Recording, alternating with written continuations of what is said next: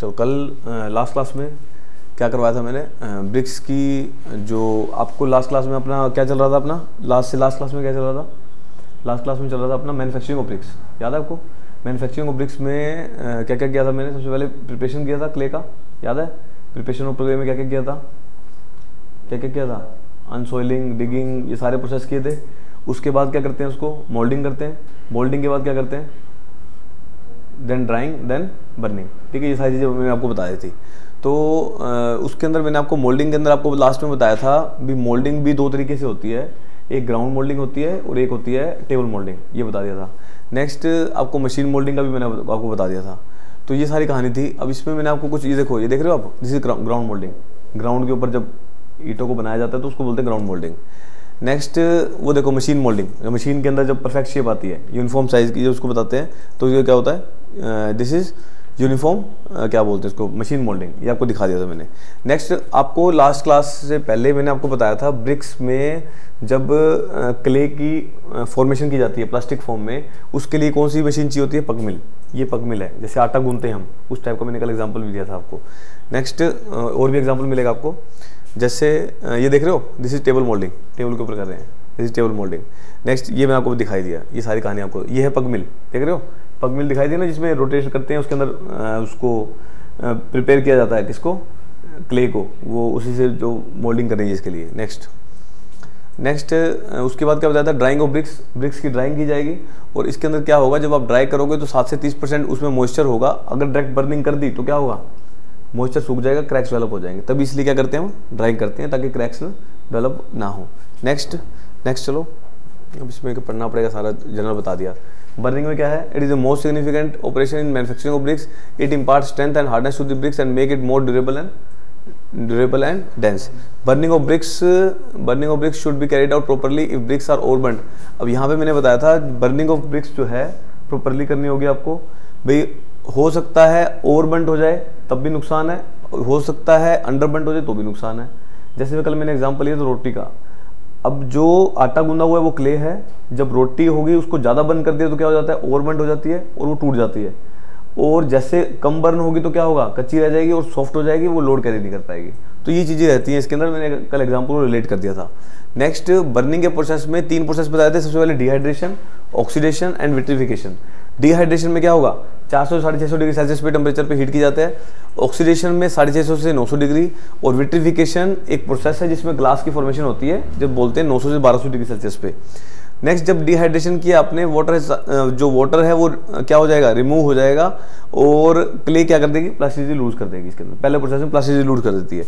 Next जब oxidation होगा, जो जितना भी कार्बन बचा होगा वो सारा रिमूव हो जाएगा, फेरस आयरन फेरिक में कन्वर्ट हो जाएगा। तो ये सेकंड प्रोसेस में, सेकंड कौन सा? ऑक्सीडेशन में। थर्ड विट्रिफिकेशन, मतलब उसको ग्लास लाइक स्ट्रक्चर बनाए थे, जैसे चमक आ जाती है ना, तो ईंटों पे चमक आ जाते हैं, तो विट्रिफिकेशन प्रोसेस कर देते हैं, जिसमें 900 से 1200 डिग्री सेल्सियस टेम्परेचर रखा जाता है। तो ये सारी कहानी बताई थी। अब बताया था बर्निंग ऑफ ब्रिक्स जो है वो 2 तरीकों से होती है। 2 तरीके कौन कौन से? एक या तो क्लैंप में होगी या किल में होगी। अब क्लैंप का भी मैंने आपको क्या बताया था? क्लैंप की कहानी बता दी थी। क्लैंप का दूसरा नाम पेजावा है। और in order to prepare the clamp suitable piece of load is selected, generally trapezium in plan. अब इसका प्लान तो होता है ट्रिपेजियम, और इसकी फोटो दिखाता हूँ उससे ज़्यादा क्लियर होगा। नेक्स्ट इसमें क्या होता है? जो shorter side is kept in excavation and longer side is satisfied by. 2 side होंगी इसकी। शॉर्टर साइड को जमीन के थोड़ा सा नीचे रखा जाएगा और लॉन्गर साइड ऊपर रखी जाएगी। और कितने एंगल पे? 15 डिग्री पे उससे। नेक्स्ट ब्रिक वॉल जो है, जब आप बीच में फ्यूल डालोगे, उसमें फ्यूल डालते हैं, ऊपर से क्या करते हैं? मडिंग कर देते हैं। कल मैंने एक ग्रुप में फोटो भेजी थी, देखी थी आपने? वो क्लैंप्स की थी वो, ठीक है। और दूसरा व्यू भी दिखाया था, उसको साइड व्यू भी दिखाया था कल मैंने, यहाँ पे होगा, ये रहा, ये देखो साइड व्यू, देख रहे हो उसको? ये मडिंग कर रखी है इसके अंदर। ये अब इसमें ऐसे दिखा नहीं सकता, उसको एग्जैक्ट दिखाई है मैंने। उसका जो व्यू दिखाया मैंने आपको, उसमें क्या करते हैं? एक हट सी बनी होती है, बीच में जो ईंटें होती है उसको मडिंग कर देते हैं। साइड में क्या करते हैं हम? साइड में क्या करते हैं? बीच में, जैसे मैं दिखाता हूँ आपको, यहाँ पे लिख नहीं पाऊंगा, चलो कोई बात नहीं, मैं उसमें थोड़ा सा बता दूंगा आपको।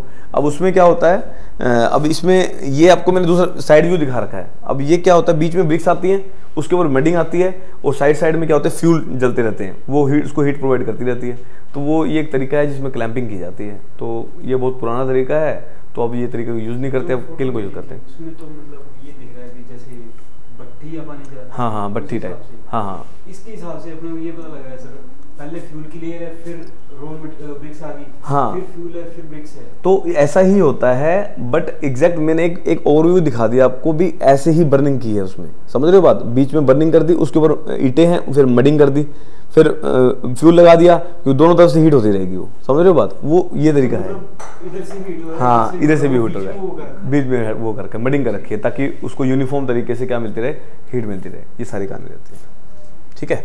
तो कल मैंने इतना बताया था क्या, और बताया था। नेक्स्ट बताया था किल्न। अब किल्न क्या होता है, ये लार्ज ओवन्स होते हैं जिसमें बर्निंग की जाती है ब्रिक्स की। Depending upon the supply of bricks obtained, they are classified into intermittent and continuous. दो टाइप के होते हैं। अब इंटरमिटेंट में आपको मैंने बता दिया था भी, from the kiln supply of bricks obtained as intermittent. इसमें ऑपरेशन जो होते हैं, वैसे भी कोई भी ब्रिक्स के ऑपरेशन होते हैं, तो क्या क्या ऑपरेशन होते हैं, लोडिंग होगी, बर्निंग होगी, कूलिंग होगी और अनलोडिंग होगी। यही चार ऑपरेशन होते हैं जो भी होती है, या प्री हीटिंग और जुड़ जाता है, वो आपको मैं बताऊंगा, जो एग्जॉस्ट गैसेज होती हैं, अभी उसको भी अभी पिक्चर में लेंगे अपन। तो ये सारे प्रोसेस होते हैं जो अपने को करने होते हैं। तो इसके लिए मैंने बताया, इसमें दो टाइप के लिए थे मैंने, अपड्राफ्ट एंड डाउनड्राफ्ट। अपड्राफ्ट मतलब कहाँ से आएगी हीट, हीट नीचे से ऊपर जाएगी, और डाउनवर्ड ड्राफ्ट मतलब ऊपर से हीट आएगी। तो ऊपर से आएगी तो यूनिफॉर्म तरीके से हो जाती है, डाउन ड्राफ्ट में होती है तो क्या होती है, वो नॉन यूनिफॉर्म तरीके की हीटें बनती है। यहाँ पे ये सारी कहानी बता दी थी। अब लास्ट में ये बताया था, ये देखो नीचे से हीट जा रही है, तो इसको क्या बोलते हैं, ऊपर की तरफ जा रही है, तो ये क्या होगा, कौन सा हो जाएगा, अप ड्राफ्ट हो जाएगा। डाउन ड्राफ्ट मतलब ऊपर से आ रही होती है। तो ये सारी फर्क होता है इसके अंदर। तो यहाँ पे क्लैंप्स लगा दी जाती है, देखो देख रहे हो आप, ये हीट प्रोवाइड की जाती है, फ्लूज यहाँ से गैस जा रही है और इसको हीट प्रोवाइड की जाती है। तो एक व्यू दिखा दिया था मैंने इंटरमिटेंट का। चलो नेक्स्ट, ये सारे, और उसका डाउन ड्राफ्ट को बना के दिखा दिया था। वो हीट पूरी पास होगी यहाँ से, और ऊपर से जाने के बाद बाहर तो निकल नहीं सकती, और जैसे रूम के अंदर यहाँ से ऐसे जाएगी हीट, तो अंदर जो है क्या होगी, भट्ठी होगी जिसमें इसको हीट प्रोवाइड करेगी। तो इसको क्या बोलते हैं, इसको, दिस इज डाउन ड्राफ्ट, इसको डाउन ड्राफ्ट बोलते हैं। अब नेक्स्ट है, नेक्स्ट कंटिन्यूस किल। अब कंटिन्यूस किल में these are the type of kiln in which supply of bricks is continuous. अब सप्लाई ऑफ ब्रिक्स कंटिन्यूस मतलब सारे ऑपरेशन कंटिन्यू चलते रहते हैं। लोडिंग भी चल रहा है, बर्निंग भी चल रहा है, कूलिंग भी चल रहा है, अनलोडिंग भी चल रहा है, सारा कुछ इकट्ठा चल रहा है। अब सारा कुछ इकट्ठा चल रहा है भाई, जैसे चैम्बर्स होते हैं इसके अंदर। अब चैम्बर्स में भी सबसे पहले मैं पढ़ूंगा बुल ट्रेंच में चैम्बर्स होंगे। एक में लोडिंग चल रही होगी, एक में अनलोडिंग चल रही होगी, एक में प्री हीटिंग चल रही होगी, एक में अपना बर्निंग चल रही होगी, एक में कूलिंग चल रही होगी। हाँ जी, हाँ जोन तैयार हो जाते हैं, उसके अंदर से आज ये सारी कहानी चलती रहती है। ठीक है, इसको मैं एक आसान तरीके से बताने की कोशिश करूंगा आज। चलो देखते हैं, इसको ट्राई करते हैं। चलो ओपन कर दो उसको आगे। सबसे पहले है बुल ट्रेंच किल। चलो कंटिन्यूस के बारे में लिखवा दिया था ना मैंने, एक दो लाइन लिखवा दी थी। कंटिन्यूस किल है वो उतना लिखा है जितना आपने। ठीक है, चलो बुल ट्रेंच किल। हाँ बस ये इतना ही लिखा। अभी इसके बारे में थोड़ा थोड़ा जो लिखवाना लिखवा दूंगा, बाकी जरूरत नहीं पड़ेगी लिखने की, समझना ज़्यादा। Next is, this is bull trench,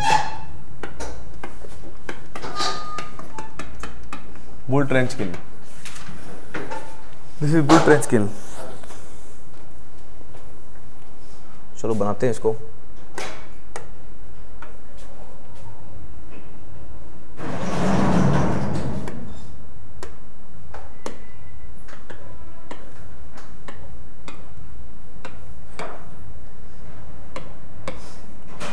one, two, three, four and five, 5 minute, 1 2 3 4 5। ठीक है, यहाँ पे चिमनी बना रहा हूँ, दिस इज चिमनी। यहाँ पे भी चिमनी बना रहा हूँ।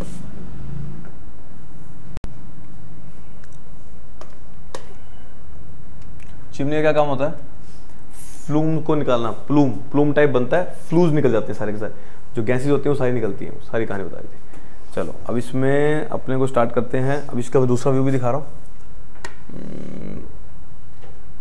ओवल बन जाएगा। चलो ओवल इसी से बनाना पड़ेगा।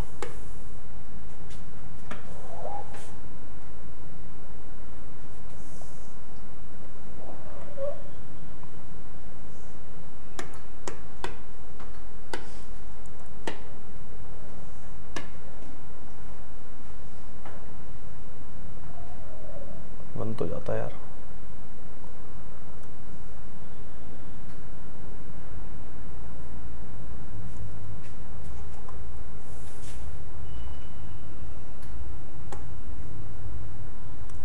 इरेजर लेना पड़ेगा। फिल रेक्टेंगल, अच्छा कलर ब्लैक लेना पड़ेगा।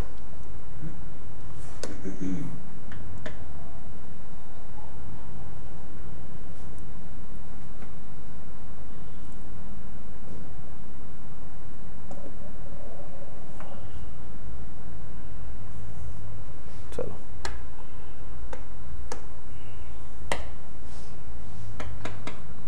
ऐसा ही एक और बनाना है,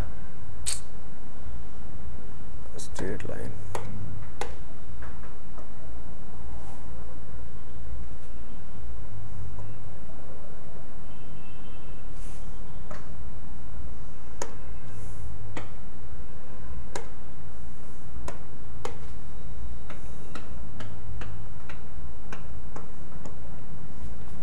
चलो ये बना लो, थोड़ा सा पता लग जाएगा बस ये सारी कहानी।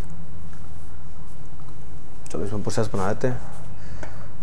1 2 3 4 5, अगेन 1 2 3 4 5, इतने बना देते हैं। स्टार्ट करते हैं इसको। This is 1, this is 2, this is 3, this is 4, this is 5, ठीक है। उसके बाद again this is 1, this is 2, this is 3, this is 4, this is 5। ये लो, ये बना लो, ये सारी कहानी हो गई, ठीक है। अब इसमें जो प्रोसेस लिख रहा हूँ मैं वैसे ही याद करने, इसको समझने का तरीका है सही। चलो फर्स्ट इज 1 पे लोडिंग, 2 पे अनलोडिंग, 3 पे कूलिंग, 4 पे बर्निंग, 5 पे प्री हीटिंग। अभी रुक जाओ, ये नहीं है लोडिंग अनलोडिंग कर दिया, ये तरीका है समझने का, भी समझाऊंगा अभी आपको। चलो ये सारी कहानी होगी, ठीक है, ठीक है जी। और यहाँ पे 1 और 5 लिख लो, यहाँ पे 5 और 1, यहाँ पे 2 और 4, 3 3, 4 के साथ क्या आएगा, 2 के साथ 4, 3 के साथ 3, 4 के साथ क्या बच गया, 4 के साथ 4 ही आएगा, हाँ? चलो चलो ठीक है। 4 के साथ 2 को ले लिया, ठीक है। 4 के साथ 2 आएगा ना, 4 के साथ 2 आएगा। चलो समझाओ सारा कुछ, करें स्टार्ट।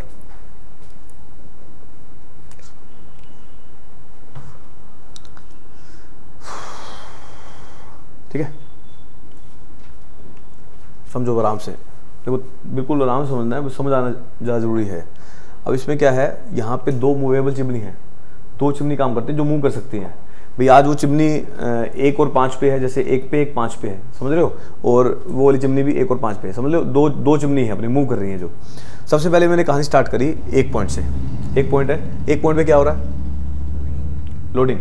मैंने कहा चलो ऐसा करो, इस पे हमने मेन डोर ओपन किया इसका, और इस पे आज सारा दिन क्या चलेगा, इस पे लोडिंग चलेगी, और कोई काम नहीं होगा इसमें, सिर्फ लोडिंग चलेगी इसके अंदर, ठीक है। आज लोडिंग हो रही है। सेकंड पे क्या चल रहा है सारा दिन, सेकंड पे सारा दिन क्या चल रहा है, अनलोडिंग चल रही है। मेन डोर ओपन किया, अनलोडिंग चल रही है। तीसरे पे क्या चल रहा है सारा दिन, कूलिंग चल रही है। तीसरे पे सारा दिन कूलिंग चल रही है। चौथे पे सारा दिन क्या चल रहा है, बर्निंग चल रही है। 5वें पे क्या चलेगा, प्री हीटिंग। प्री हीटिंग क्या होता है, प्री हीटिंग क्या होता है, प्री हीटिंग क्या होता है, एग्जॉस्ट गैसेस जो होती हैं वो सारी की सारी गैसेस यहाँ से ओपन करते हैं फ्लूज, वो सारी गैस कहाँ से, चिमनी यहाँ पे। अब चिमनी कहाँ पे, आज के टाइम की बात कर रहा हूँ मैं, चिमनी है मेरी यहाँ पे, यहाँ लगा दी, ठीक है। आज के टाइम चिमनी मेरी यहाँ पे, ठीक है, आज के टाइम चिमनी। अब कहानी ये बताओ, अच्छा यहाँ से आपने बोला, आप बोलोगे सर लोडिंग अनलोडिंग कैसे कर दिया, लोडिंग के बाद अनलोडिंग कैसे कर दिया, तो ये कहानी कैसे चीज करोगे इसको,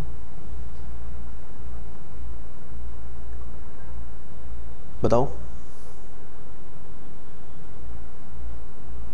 देखो यहाँ प्रोसेस कैसे है, यहाँ कंटिन्यूस प्रोसेस चलता है। आज यहाँ लोडिंग हो रही है, तो कल क्या हो रहा होगा यहाँ पे, कल क्या हो रहा होगा यहाँ पे, लोडिंग के बाद क्या होता है, बर्निंग करने से पहले प्री हीटिंग करते हैं, याद है? लोडिंग का क्या हो रहा होगा? प्री हीटिंग हो रही होगी यहाँ पे, अगले दिन नेक्स्ट डे की बात कर रहा हूँ। अच्छा, अब 2 पे क्या हो रही है यहाँ पे? अगर 2 पे अनलोड होगी, क्या हो गया? 2 पे अनलोडिंग हो रही है, खाली हो गया। खाली होने के बाद क्या करोगे? उसको दोबारा भरोगे। फिर 2 पे अगले दिन क्या चल रहा होगा? 2 पे अगले दिन क्या चल रहा होगा? अरे लोडिंग चल रही होगी, अनलोड हो गया, लोडिंग चल रही होगी, अरे पीछे चलते जाना है, समझ रहे हो बात? ये अलग अलग चैम्बर हैं, अलग अलग काम चल रहे हैं इसके अंदर। आज अगर इसमें लोडिंग हो रही है तो कल क्या हो रही होगी इसमें, इसी प्रोसेस में कल क्या हो रही होगी? यहाँ पे प्री हीटिंग हो रही होगी। अच्छा, परसों क्या हो रही होगी? यहाँ पे बर्निंग। उसके बाद क्या हो रहा होगा? यहाँ पे कूलिंग। उसके बाद क्या हो रहा होगा? यहाँ पे अनलोडिंग। अब वहाँ पे क्या हो रही होगी? अनलोडिंग हो रही होगी। बात समझे आज आपको? ये सारी कहानी चलती रहेगी, कंटिन्यू चलती रहेगी यहाँ पे।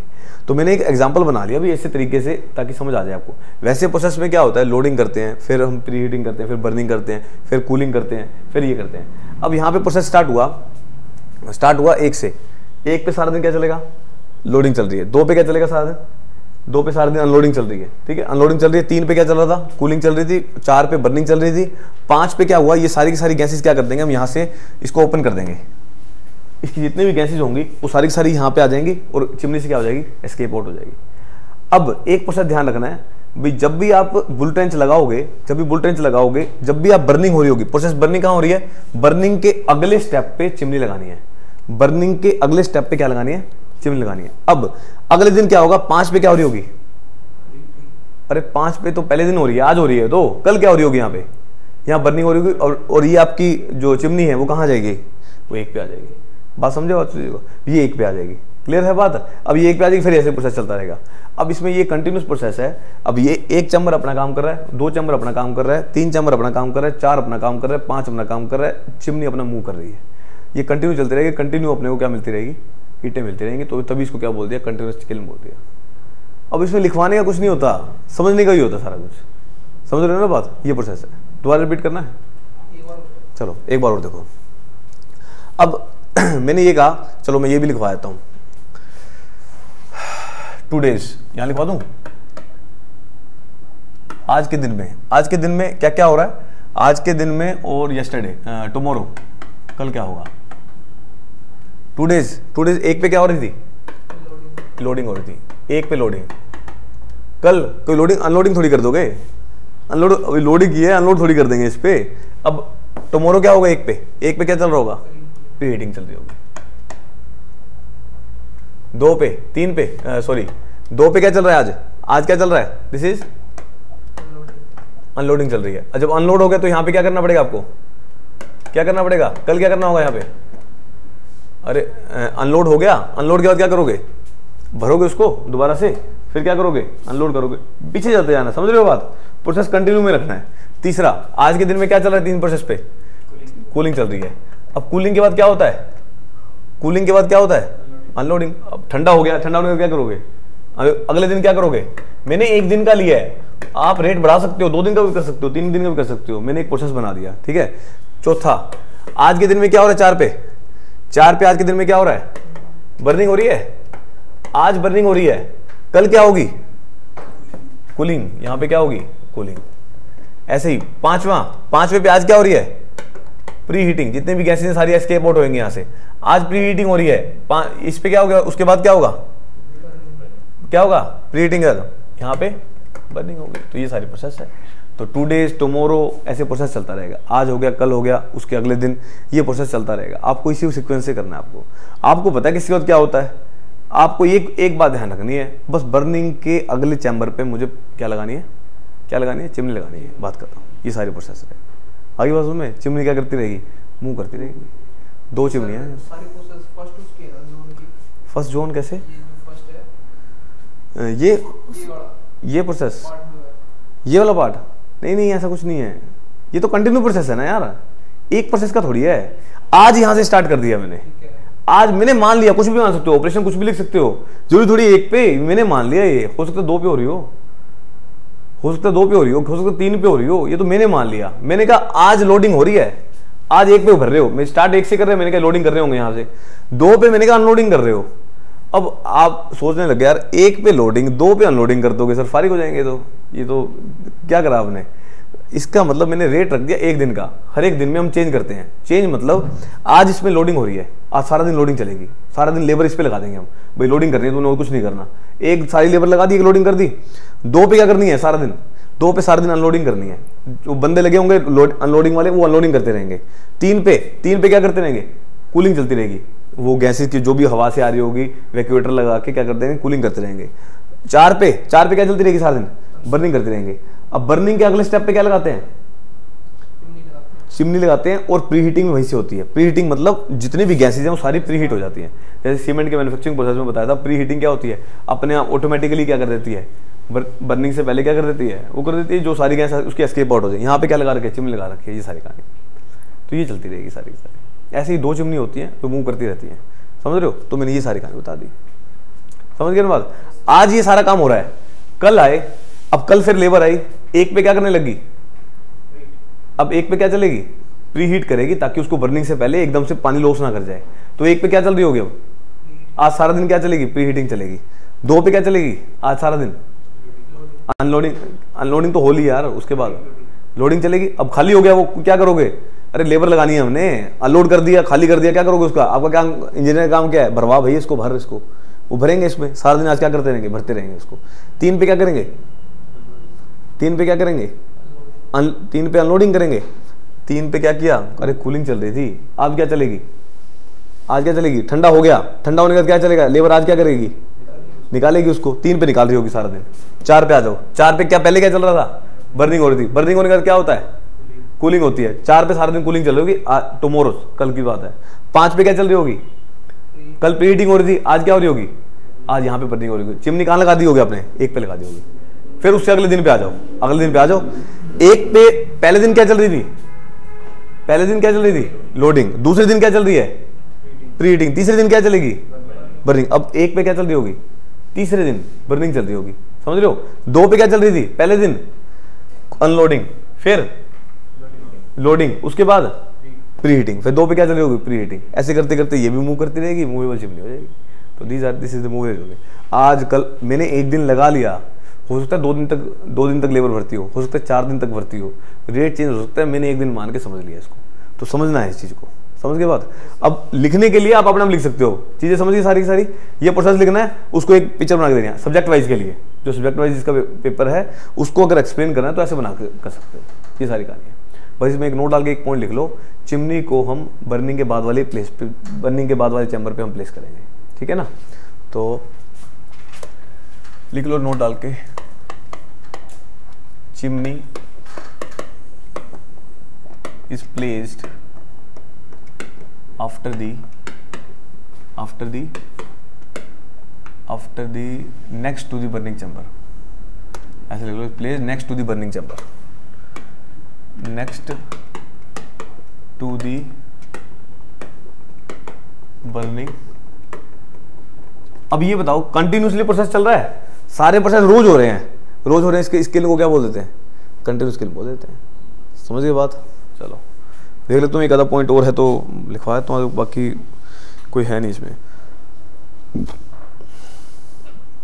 मैंने लिखना सही नहीं समझा, मेरे को जरूरत नहीं है, समझ रहे हो ना बात। ये प्रोसेस पता होना चाहिए भी क्या चल रहा होता है। ये सारी कहानी बता दी आपको। अब इसके बारे में लिखना है तो लिख सकते हो, अपना ऑनलाइन लिख लेना, जो भी 3-4 लाइनें। इसमें आपको ये बता दूँ, इसकी जो ट्रेंच होती है, ट्रेंच बनाते हैं।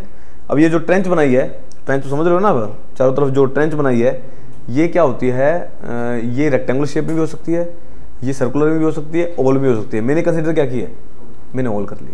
ये तीनों शेप हो सकती है, ये आपको ही बता दिया आपको, ठीक है ना। इसका जो प्लान है, ये प्लान है इसका। तो यहाँ पे ये भी लिख लो, plan of bull trench kiln is circular, oval and rectangular. चलो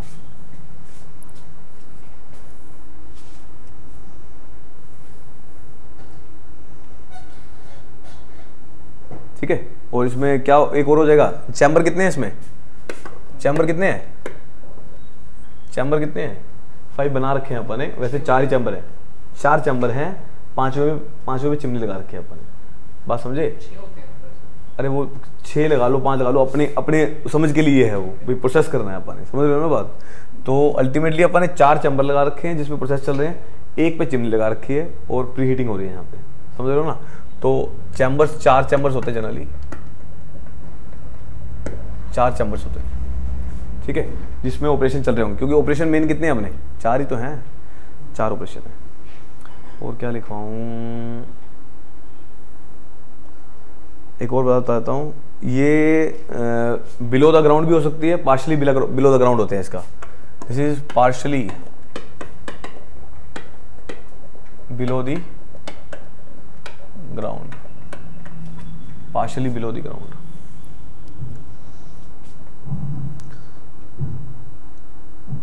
इंडिया में बहुत पॉपुलर है ये, ठीक है, इंडिया में बहुत पॉपुलर है। सर्कुलर हो गया, बिलो द ग्राउंड हो गया, चलो ये सारी प्रोसेस हो गया, समझ आ गया ना सारा, समझ गए ना। अब ये तरीके से समझोगे ना कभी गलत नहीं होगा, नहीं तो वीडियो देख लेना, आप देख भी ली होंगी आपने, इसलिए कह रहा था मुझे कई अलग अलग चीज़ें अलग अलग बताएंगी, समझ नहीं आ रही कि कहाँ से क्या चल रहा है ये, समझ रहे हो प्रोसेस। चलो नेक्स्ट अब करते हैं हम हॉफमैन, यहाँ लिख दूँ। अब यार हॉफमैन में भी थोड़ा थोड़ा बता देते हैं फटाफट से, Hoffmann kill.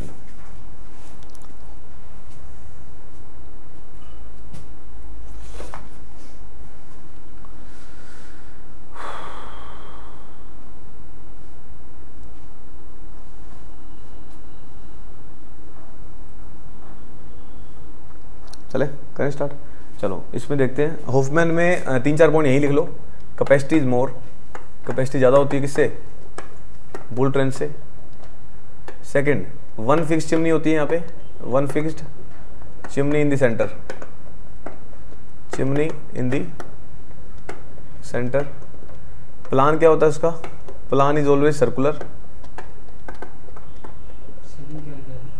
One fixed chimney in the centre.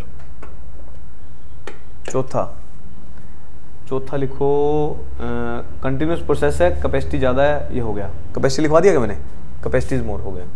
और क्या रह गया, ऑलवेज ओवर द ग्राउंड रहेगा ये, always over the ground, ground के ऊपर होगा हमेशा। पांचवें में चैम्बर कितने होते हैं यहाँ पे, 12 चैम्बर होते हैं, 12 चैम्बर होते हैं, 12 चैम्बर होते हैं। और 4 डोर होती हैं, 4 डोर। 4 डोर्स कहाँ लिख दूँ, इसको बनाना भी है यहाँ पे मैंने, यहाँ लिख तो सकता हूँ ना। चलो 6 लिख दो, 4 डोर्स। अब डोर कौन कौन सी है यहाँ पे लिख लो, नेक्स्ट पेज पे लिखवा रहा हूँ। 4 डोर्स लिख दो, कम्युनिकेशन डोर,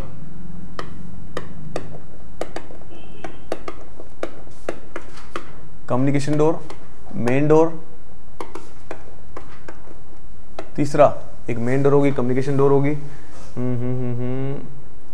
क्या बोलते हैं, radial flu door, fuel door, radial flu door, fuel door. तो ये सारी कहानी होती है, ये 4 डोर होते हैं जो बार बार ओपन होते हैं और काम चलता रहता है यहाँ पे। चलो कहानी शुरू करते हैं इसको।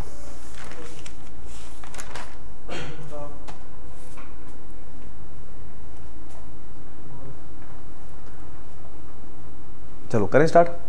अब यहाँ पे क्या है, चैम्बर ज़्यादा हो गए, तो चैम्बर ज़्यादा हो गए तो कैपेसिटी ऑलवेज ज़्यादा हो जाएगी। वहाँ पे एक ही चैम्बर है तो कैपेसिटी कम थी, ठीक है। यहाँ पे समझो, अरे कहाँ गया, देखो यहाँ पे क्या है, एक फिक्स चिमनी लगी हुई है बीच में, देख रहे हो, एक फिक्स चिमनी लगी हुई है जो कनेक्ट कर रही है सबको, समझ रहे ना। ये इन सबसे कनेक्टेड है, ठीक है, इन सबसे कनेक्टेड है। यहाँ पे डोर्स लगे हुए हैं, यहाँ पे डोर्स लगे हुए हैं, कौन कौन से, कम्युनिकेशन डोर, मेन डोर, ये मेन डोर है, देख रहे हो, दिस इज मेन डोर, ये मेन डोर है, ये मेन डोर बना रखे हैं। अच्छा, कम्युनिकेशन डोर, मेन डोर, एक है कौन से होते हैं ये, रेडियल डोर, इसको बोलते हैं रेडियल डोर। और नेक्स्ट होता है जो फ्यूल डोर, वो जो दिखेगा नहीं आपको, वो दिखेगा नहीं, ऊपर से फ्यूल डालते हैं हर एक चैम्बर पे। तो ये सारी कहानी है। अब इसको समझने के लिए मैंने क्या किया, इसको समझने के लिए कहाँ लिख दूँ, वहाँ लिखें क्या, वहाँ कुछ और लिखना है। चलो नेक्स्ट पेज पे लिख लेता हूँ, इसके बीच में एक पेज आ जाएगा। अब ऑपरेशन लिखो यहाँ पे। अब यहाँ पे जो ऑपरेशन हम लिखेंगे, 12 चैम्बर है ना, ऑपरेशन बढ़ जाएंगे। चलो ऑपरेशन लिख लो समझने के लिए। 1 से 2, 1 और 2 में क्या हो रही होगी, लोडिंग हो रही होगी। 3 और 4 में क्या हो रही होगी, अनलोडिंग हो रही होगी। पहले लोडिंग था फिर अनलोडिंग था ना अपने उसमें, पहले वाले में। अनलोडिंग हो रही थी, पेयर हो जाएंगे सर। हाँ पेयर हो जाएंगे। अनलोडिंग मान लो 5, 6, 7 और 8, यहाँ पे क्या चल रही होगी, कूलिंग चल रही होगी। ब्रिक्स ज़्यादा चाहिए ना अपने को, ब्रिक्स ज़्यादा चाहिए। उसके बाद 9 और 10 यहाँ पे क्या चल रहा होगा, बर्निंग चल रही होगी। और 11 और 12 यहाँ पे प्री हीटिंग चल रही होगी। ये सारी कहानी है, ठीक है, ये सारी कहानी है, समझो अब इसको। अब प्रोसेस समझ आ गया आज का क्या है प्रोसेस। 1 और 2 में क्या चल रही है, 1 और 2 में क्या चल रही है, लोडिंग। अब यहाँ आ जाओ। अब चैम्बर कितने हैं, चैम्बर देख रहे हो, चैम्बर देख रहे हो सारे, ये चैम्बर्स हैं, 1 से लेके 12 तक के चैम्बर हैं। सबसे पहले आ जाओ 1 और 2, ये देख रहे हो 1 और 2, यहाँ पे क्या हो रही है, लोडिंग। इसके मेन डोर क्या हो रहे होंगे, इसके मेन डोर, कलर ले लेता हूँ येलो, ये क्या कर रखा है, येलो भी नहीं दिखेगा, येलो से डार्क रेड ले लूं, रेड, रेड मिक्स हो गया ना, ठीक है, समझ आ रहा है। कलर ले लो, ब्लू ले लेते, चलो तो भर दिया यार, ओहो जल्दी करो यार।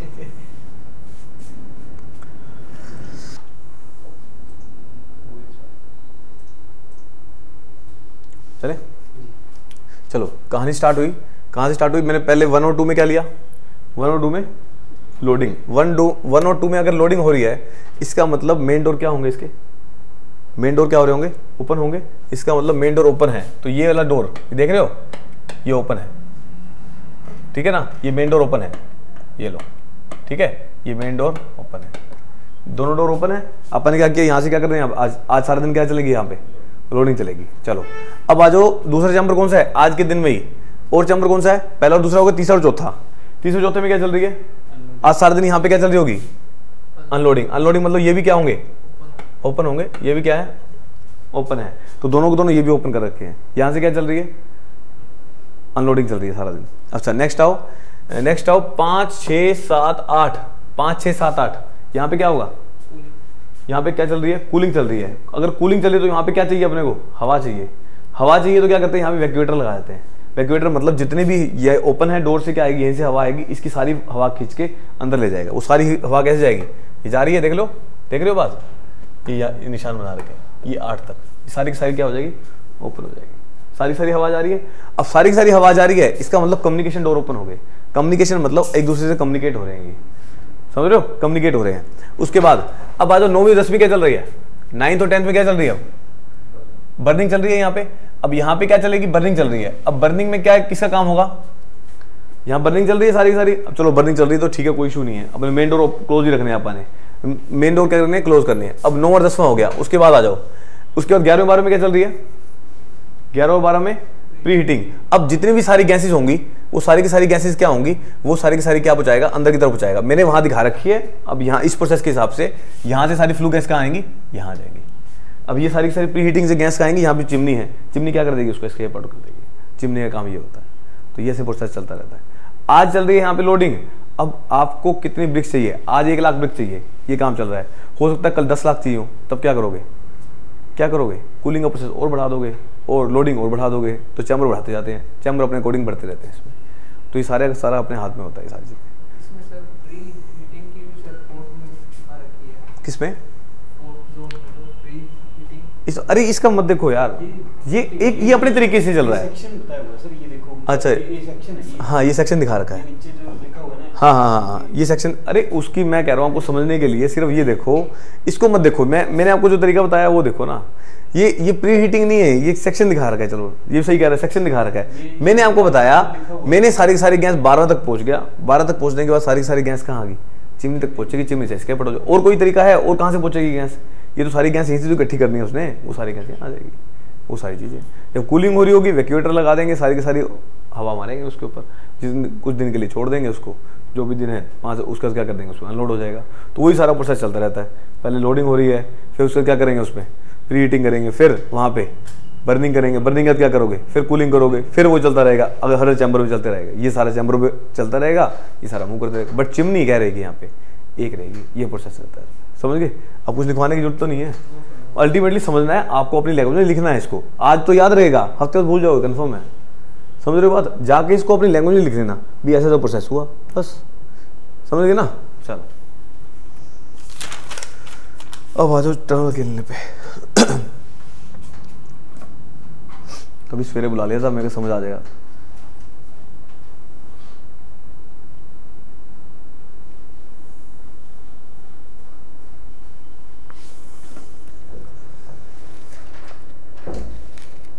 ये टुडेज प्रोसेस हमने मान लिया है, लेट की है सारा का सारा, ये प्रोसेस चल रहा होगा, ठीक है।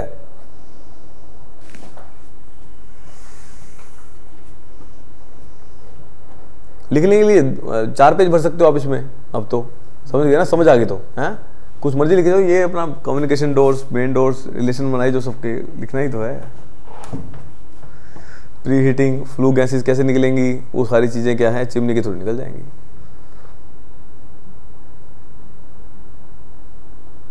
अपने को इतनी नॉलेज होगी, सवाल बन जाता है अपना, समझ गए ना। चलो नेक्स्ट होता किल इज टनल किल। अब इसको मैं नेक्स्ट पे लिख लेता हूँ, इसी पे लिख दूँ क्या? बैक करके पेज नहीं ले लेते हैं। चलो नेक्स्ट लिखो टनल किल। नाम से पता लग रहा है क्या होगा, ये एक टनल बना होगा, इसी टनल किल, एक टनल बना होगा। अब टनल में आ जाओ। अब टनल में क्या चलता है, अभी तक के प्रोसेस में क्या हो रहा था, हर चैम्बर में बार बार क्या हो रहे थे, ऑपरेशन चेंज हो रहे थे। फिर आज इसमें लोडिंग हो रही है, कल इसमें अपना प्री हीटिंग हो रही होगी, फिर बर्निंग हो रही होगी, कूलिंग हो रही होगी, ये प्रोसेस चल रहा था। बट टनल में ऐसा नहीं है। टनल में क्या होता है, हमें एक सिस्टम सेट कर देते हैं। सिस्टम सेट मतलब जैसे प्री हीटिंग, आपको दिखाता हूँ फोटो, जैसे यहाँ पे क्या दिखा रहेगा, प्री हीटिंग, फिर क्या हो रही है फायरिंग, फिर क्या हो रही है कूलिंग, यहाँ से क्या मिल जाएगी, ब्रिक्स मिल जाएंगे अपने को। अपन एक वे बना दिया, यहाँ पे कन्वेयर बेल्ट भी हो सकती है, यहाँ पे रेल सेक्शन भी हो सकता है। अब यहाँ से मशीन के थ्रू जाएगी, पहले प्रोसेस में क्या चल रहा होगा, यहाँ कंटिन्यू क्या चल रहा होगा, सारा प्रोसेस अंदर चला गया, अंदर तक पहुँच गया। इस सेक्शन पे क्या चल रहा होगा, प्री हीटिंग चल रहा होगा, उसके बाद यहाँ पे फायरिंग चल रही होगी, वैसे ही क्या चल रहा होगा, यहाँ पे कूलिंग सेक्शन चल रहा होगा, फिर मूव करती रहेगी, मूव करेगी आगे आपको ब्रिक मिल जाएंगी, फिर आगे आने वाली ब्रिक होंगी, फिर यहाँ पे क्या चल रही होगी, प्री हीटिंग, फिर फायरिंग, फिर कूलिंग, ये चलता रहेगा कंटिन्यू प्रोसेस। तो अल्टीमेटली कंटिन्यूस प्रोसेस चल रहा है, तो भी इसको क्या बोलते हैं, कंटिन्यूस प्रोसेस है। एक टनल है, टनल की फॉर्म में बना देते हैं। अब देखो टनल की फॉर्म, ये देख रहे हो, यहाँ पे क्या बना रखी है, रेल बना रखी है। यहाँ पे गाड़ी की तरह जाएगी, बीच में पहले क्या मिलेगी, इसको प्री हीटिंग होगी, उसके बाद क्या होगा, फायरिंग होगी, बर्निंग होगी उसकी, फिर कूलिंग होगी, यहाँ से लोडिंग कर दी, यहाँ से लोडिंग कर दी, लोडिंग के बाद क्या होगा, लोडिंग के बाद क्या कर दिया, प्री हीटिंग कर दी, प्री हीटिंग के बाद क्या कर दिया, फायरिंग, फायरिंग के बाद कूलिंग, कूलिंग के बाद अनलोडिंग, ये प्रोसेस चलता रहेगा। अब यहाँ पे ऑपरेशन फिक्स है, वहाँ पे ऑपरेशन फिक्स लीजिए हर चैम्बर में। यहाँ पे इतना ही फर्क है, ऑपरेशन यहाँ पे क्या रहते हैं, फिक्स रहते हैं। ये चैम्बर हो सकता है, ये कन्वेयर बेल्ट पे भी जा सकती है, या किस पे जा सकती है, पहले कन्वेयर बेल्ट पे हुआ करती थी, अब रेल्स में जाने लगी, तो ये सारी चीज़ें फ़र्क आ गया, समझ के बाद। तो ये चीज़ें हैं सारी की सारी। इसमें क्या लिखवाऊँ यार,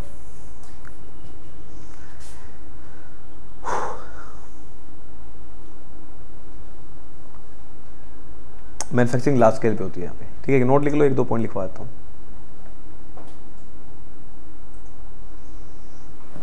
नोट डाल के पॉइंट लिख लो। In the tunnel kill,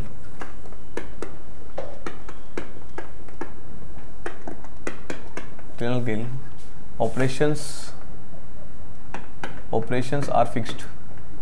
operation क्या कर रखे हैं हमने, फिक्स्ड कर रखे हैं।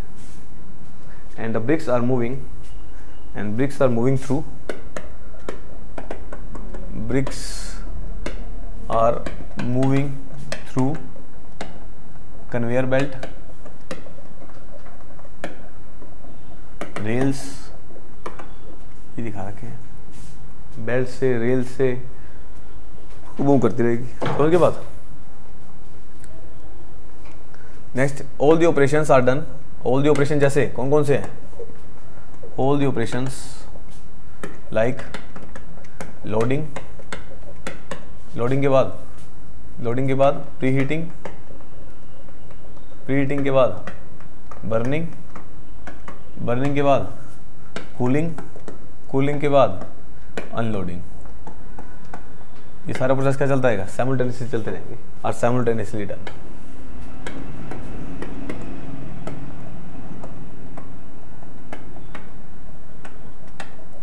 ये लो, बस 2 पॉइंट लिखवा दिया आपको।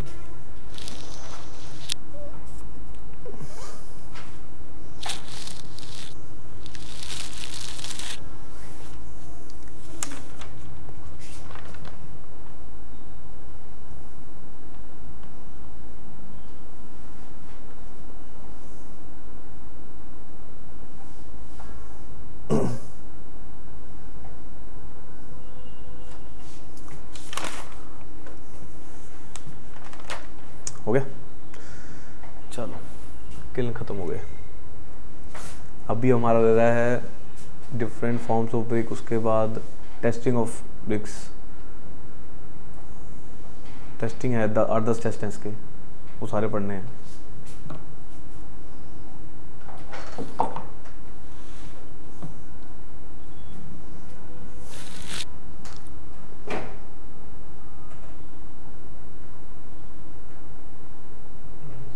हो गया, चलो नेक्स्ट।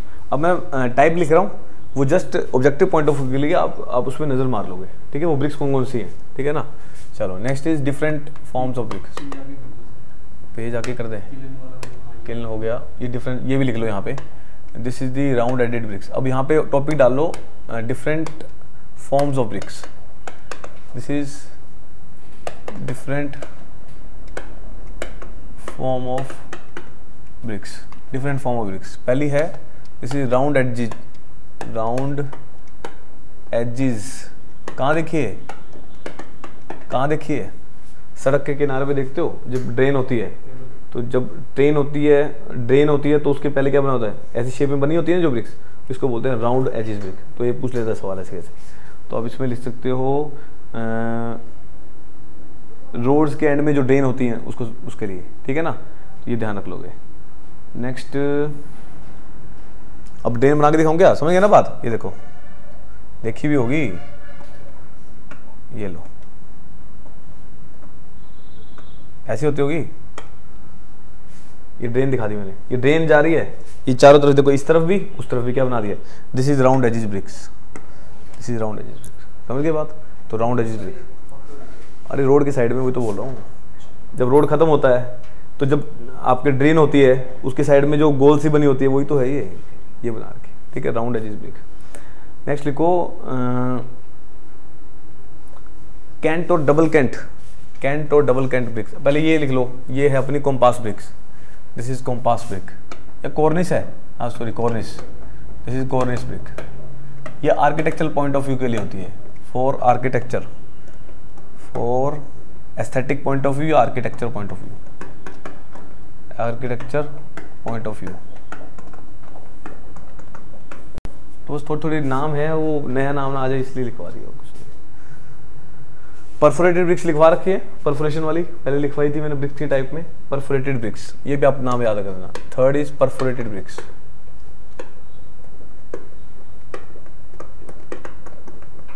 ठीक है, चौथी और कौन सी रहेगी इसमें, jam BRICS.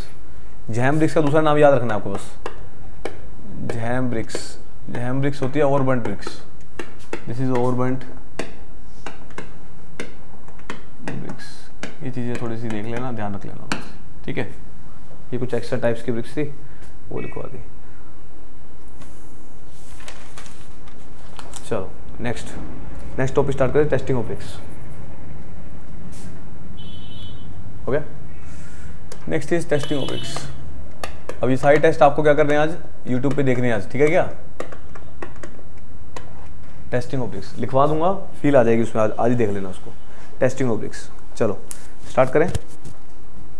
First point, about 50 pieces of bricks, about 50 pieces of bricks are taken at random, are taken at random. About 50 pieces of bricks are taken at random from different parts of the stacks. From different parts of stacks. From different parts of stacks to perform the various tests. To perform various tests.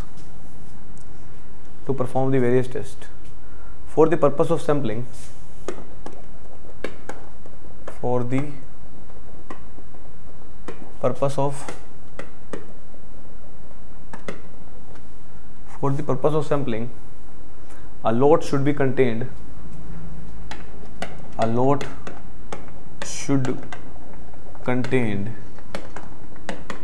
should contain 50,000 bricks.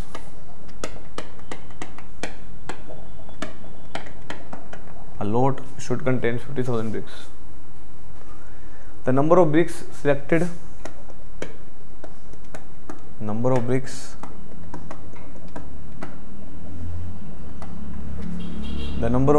selected for forming a sample, for forming a sample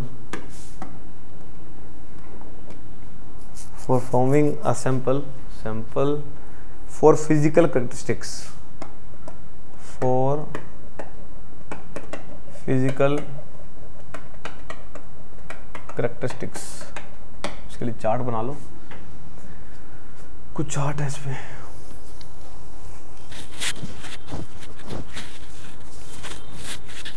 चलो chart बनाते हैं. अब इसके लिए भी कुछ सवाल पूछ लेता है इसमें.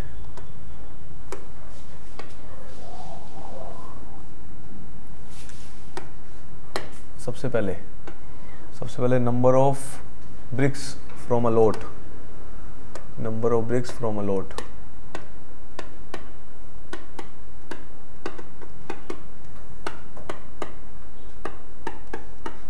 लोट से जो ब्रिक लिया आपने, या ब्रिक में जो लोट है, पहला होता है अगर 2000 से 10,000 है, या 10,000 से 50,000, या 35,000, 10,000 से 35,000, और 35,000 से 50,000,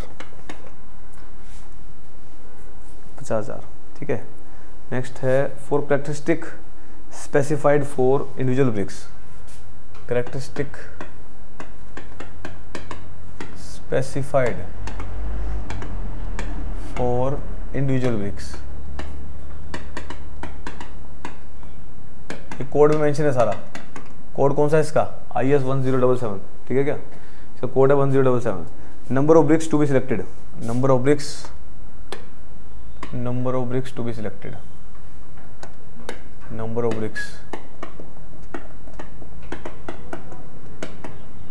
टू बी सिलेक्टेड. भाई अगर 2000 से 10,000 ब्रिक्स हैं तो कितने नंबर ऑफ ब्रिक्स सिलेक्ट करेंगे. और permissible number of defective bricks, permissible number of defective bricks. इसमें लिख लो 2000 से 10,000 हैं तो कितनी ब्रिक्स चूज करोगे आप? 20 ब्रिक लोगे जिसको टेस्टिंग करोगे. और अगर 10,000 से 35,000 हैं, इसमें कितने लोगे? 32 ब्रिक लेंगे. और अगर 35,000 से 50,000 है तो 50 ब्रिक लेंगे. 20 ब्रिक में से एक परमिसिबल है, भी डिफेक्टिव आएगी. नहीं हुआ टेस्ट दोबारा करेंगे. 10,000 से 35,000 है तो 2, नहीं तो 3 डिफेक्टिव हो सकती है. ये सारी कहानी, ये क्लासिफिकेशन कर रखी है एक अच्छी ब्रिक के लिए. अच्छी ब्रिक के लिए बताया अगर लोड के अंदर 2000 से 10,000 ब्रिक्स हैं, इसमें से सैंपल के लिए कितनी ब्रिक चूज करोगे?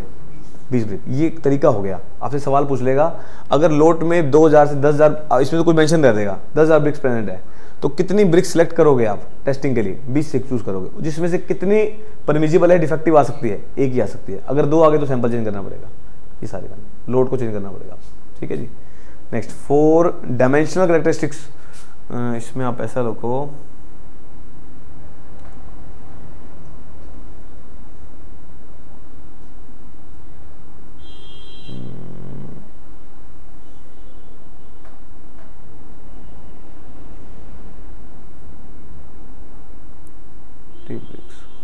Four dimensional characteristics.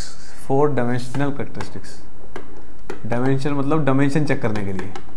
Dimensional characteristics. Number of BRICS कितनी चूज करेंगे?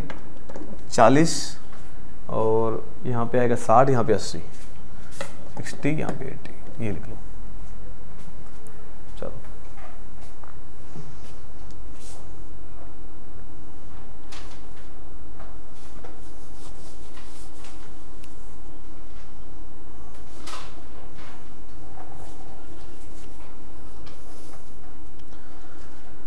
पहली कहानी ये है. उसके बाद साथ साथ बताता जाऊँगा जैसे टेस्ट आते जाएंगे.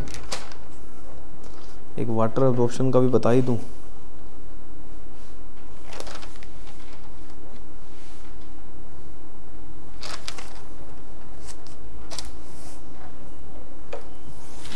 इसके लिए पहले एक टेस्ट लिख लेते हैं। इस पे इसके बेस्ड कौन सा टेस्ट है? Following test are being performed on the bricks. हो गया इतना? अब इसमें जो टेस्ट परफॉर्म करते हैं उसके लिए टेस्ट परफॉर्म्ड बेस्ड ऑन क्या लिख सकते हैं? Test performed over the bricks. Test performed over the bricks पहला test dimension test.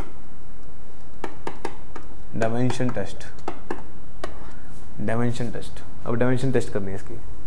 20 pieces of out of selected pieces, 20 pieces out of selected pieces, 20 pieces out of selected pieces are taken and laid flat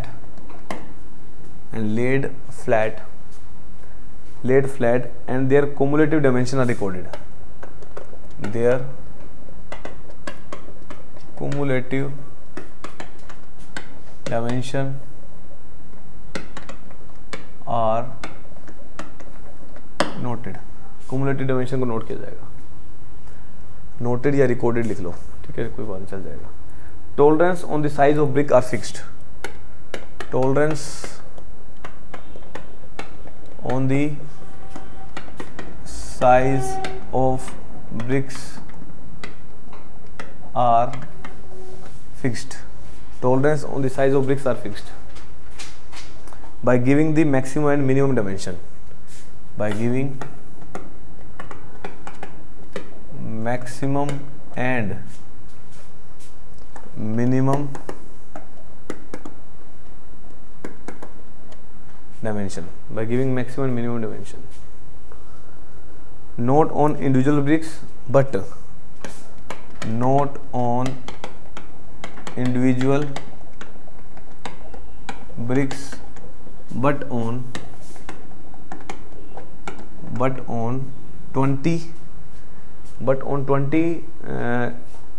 20 set of bricks chosen at random। 20 set लिखेंगे क्या? but on 20 bricks ऐसा लिख लो, but on 20 bricks chosen random। Third point, it follows from this method of measurement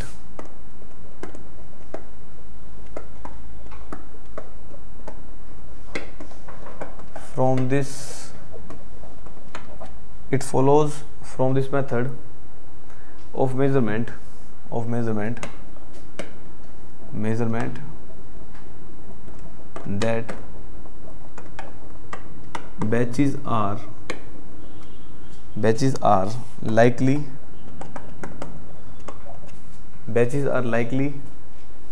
to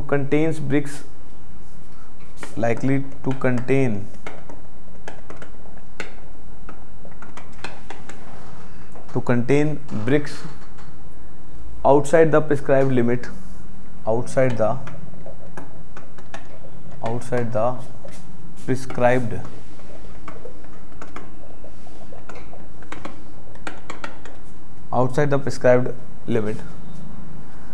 limit of tolerance।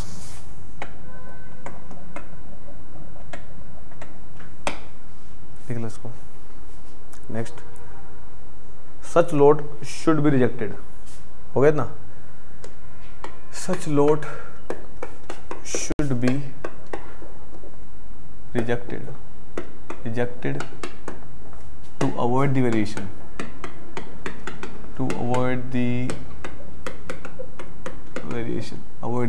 Variation को avoid करने के लिए। ये सारी कहानी है।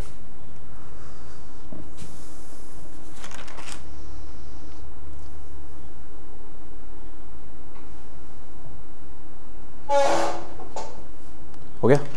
चलो अब इसमें कहानी देखो। पहले आपको बता ही देता हूँ इसमें क्या करते हैं हम लोग। इसमें अपन किसी भी एक लोड से हम चेक करते हैं डायमेंशन वाइज क्या करते हैं भाई, उसको पहले लेंथ वाइज रख देते हैं, फिर उसको विड्थ वाइज रख देते हैं, फिर उसको हाइट वाइज रख देते हैं। तीनों में हम 20-20 ईट्स हैं पड़ी। अब 20-20 ईट्स को लेंथ वाइज गुना करेंगे, हाइट वाइज गुना करेंगे और विड्थ वाइज गुना करेंगे। जो भी उसकी वैल्यू आएगी वो टॉलरेंस लिमिट से बाहर जाना चाहिए। अब याद करो, मैंने आपको थोड़े दिन पहले बताया था सब क्लास ए और सब क्लास बी, याद है, जिसके अंदर आपको लिखा था टॉलरेंस लिमिट, वो टॉलरेंस लिमिट यहाँ यूज होती है। ये सारी कहानी, उस टॉलरेंस लिमिट से जो बाहर आएगी उस लोड को क्या कर देंगे, रिजेक्ट कर देंगे, नहीं तो उसको चलने देंगे। ये सारी कहानी, ठीक है। अब पढ़ लेते हैं कैसे करते हैं। देखो क्या बताया, इसे मैंने बताया डायमेंशन टेस्ट कर रहे हैं, इसका मतलब ये चार्ट भी देख सकते हो आप। डायमेंशन में क्या बता रखा है, डायमेंशन टेस्ट के लिए क्या बताया, अगर 2000 से 10,000 है तो कितनी ब्रिक्स लेंगे, 40 ब्रिक। 10,000 से 35,000 लेंगे तो कितना लेंगे, 60। और 35,000 से 50,000 होंगे तो कितनी लेंगे, 80। मैंने कह दिया अभी टेस्ट करने के लिए किसी भी लोड से 20 ब्रिक मिनिमम लेके चलेंगे। अब 20 ब्रिक ले लिया अपन ने, अब 20 ब्रिक ले ली, 20 pieces of selected pieces are taken and laid क्या कर दोगे, फ्लैट क्या कर दोगे, लेड कर दोगे। एंड कुमुलेटिव डायमेंशन को क्या करेंगे, हम नोट करेंगे। अब कुमुलेटिव डायमेंशन कैसे नोट करेंगे, tolerance on the size of bricks are fix. Tolerance क्या है, फिक्स है, वो आपको मैंने चार्ट लिखवा रखा है पीछे, वो चेक कर लोगे। Next, maximum minimum dimension is not on individual bricks but on 20 bricks chosen. Minimum एक ब्रिक पे नहीं होगी, वो सारी की सारी ब्रिक्स पे होगी, 20 की 20 ब्रिक्स पे। It follows from this method of measurement the batches are likely to contain bricks outside the, जो भी ब्रिक्स आउटसाइड होंगी प्रिस्क्राइब लिमिट के, उसको क्या कर दोगे आप, क्या कर दोगे, उसको क्या कर दोगे, रिजेक्ट कर दोगे। अब कैसे करते हैं ये सारी कहानी, जैसे मान लो ये देख रहे हो लेंथ वाइज लगा दी मैंने, देख रहे हो, ये लेंथ वाइज लगा दी, दिस इज लेंथ वाइज, ये लेंथ वाइज लगा दी। अब लेंथ वाइज जब ब्रिक लगाई, कितनी ब्रिक्स है ये, अरे भाई 4 नहीं, टोटल लेनी कितनी है, 4, मैं अब 20 बनाऊं 20। अब ये बताओ इसकी डायमेंशन कितनी होती है, कितने सेंटीमीटर होती है, लेंथ कितनी होती है, 19, 9। अब 20 को 19 से गुना करो, कितना आ रहा है, 20 को 19 से गुना करो, कितना आ रहा है, 19 दूनी 380 आ गया, 380 सेंटीमीटर, ठीक है, 380 सेंटीमीटर आ गया। अब 380 सेंटीमीटर आ गया। अब मैंने इसके लिए टॉलरेंस लिमिट बता रखी है। अब टॉलरेंस लिमिट कितनी रहती है इसकी, मान लो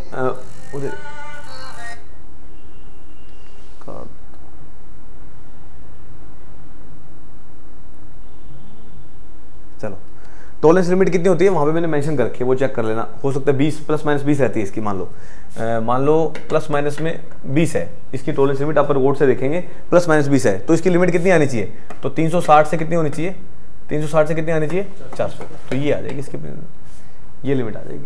तो ये सारी कहानी होती है। अगर इससे बाहर आ रही है तो क्या होगा, तो उसको लोड को मिलेंगे नहीं। तो ये सारी कहानी, टॉलरेंस लिमिट आपको ध्यान रखनी है, आपको समझ गए ना बात। चलो नेक्स्ट होता है, अगर इसको मैं लगा देता किसकी वाइज, विड्थ वाइज। अगर विड्थ वाइज लगा दो तो कैसे लगेगी, अब वो दिखा तो पाऊंगा नहीं मैं, समझ रहे हो ना बात, तो ऐसे दिखेगी ये, तो समझ रहे हो, समझ रहे हो। अब विड्थ वाइज है, अब टोटल कितनी हो जाएगी 20, विड्थ कितनी है इसकी 9, वैल्यू कितनी आ गई 180। अब इसकी टॉलरेंस लिमिट देख लेंगे कितनी टॉलरेंस लिमिट आ रही है।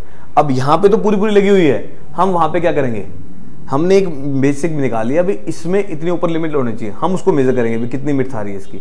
उसकी टॉलरेंस लिमिट से ज़्यादा आ रही है तो क्या करोगे, रिजेक्ट कर दोगे, नहीं आ रही तो उसकी टॉलरेंस लिमिट के अंदर तो आ रही है तो उसको क्या कर लोगे, एक्सेप्ट कर लोगे। उसके बाद लेंथ कर ली, विड्थ कर ली, उससे क्या करोगे, हाइट वाइज लगा देंगे इसको। अब ब्रिक्स को हाइट वाइज कैसे लगाओगे, ये हाइट वाइज लगा देंगे, ब्रिक्स को हाइट वाइज लगाई। अब कितनी हो जाएगी, तो कितनी ब्रिक्स हैं, 20 ब्रिक्स हैं। हाइट कितनी होती है इसकी 9, वैल्यू कितनी आ जाएगी 180। इसके लिए आपको टॉलरेंस लिमिट बता रखी है, हाइट मेजर करेंगे, अगर टॉलरेंस लिमिट के अंदर आ रही है तो ठीक है, अदरवाइज नहीं है, रिजेक्ट कर देंगे। तो अल्टीमेटली ये टेस्ट हो गया, ये समझ गए, बस सुनना है, समझ आ जाएगा और कुछ नहीं है, समझ गए ना बात। चलो अब इसकी वो बताऊंगा टॉलरेंस लिमिट कितनी है। इसकी टॉलरेंस लिमिट दे रखी है अपने को, इसकी टॉलरेंस लिमिट दे रखी है जो विड्थ वाइज है plus minus 6 mm, plus minus कहाँ गई विड्थ, यही है क्या, प्लस माइनस 6 mm, और height wise plus minus 6 mm। अगर इस टॉलरेंस लिमिट से ज़्यादा आ गई तो उसको रिजेक्ट कर दोगे, अदरवाइज क्या कर दोगे। तभी कहा था मैं थोड़ी सी बाद टेस्ट के टाइम में बताऊंगा टॉलरेंस लिमिट का मतलब क्या है। यहाँ मुझे बताना था भी टॉलरेंस लिमिट का मतलब क्या है, समझ गए बात। चलो अब करते हैं वाटर अब्जॉर्प्शन टेस्ट, इसके लिए भी चार्ट बना लेते हैं।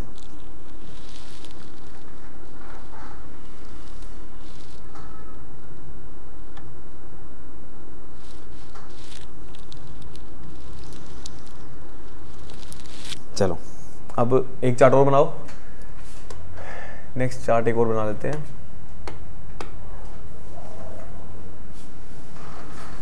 लोड साइज सेम रहेगा, लिखने की जरूरत है, लिख देते हैं। चलो number of BRICS, number of BRICS कितनी है इसमें, या नंबर ऑफ ब्रिक्स इन ए लोट, इन ए लोट। पहला लोट कितना था, 2000 से 10,000, 10,000 एक से या 10,000 से 35,000। तीसरा लोट 35,000 से 50,000, ये आ जाएगी। ठीक है, यहाँ पे सैंपल साइज चूज करना है अलग अलग टेस्ट के लिए। सैंपल साइज, अब मेरे को वाटर एब्जॉर्प्शन करना है तो इसके लिए बता रहा हूँ आपको।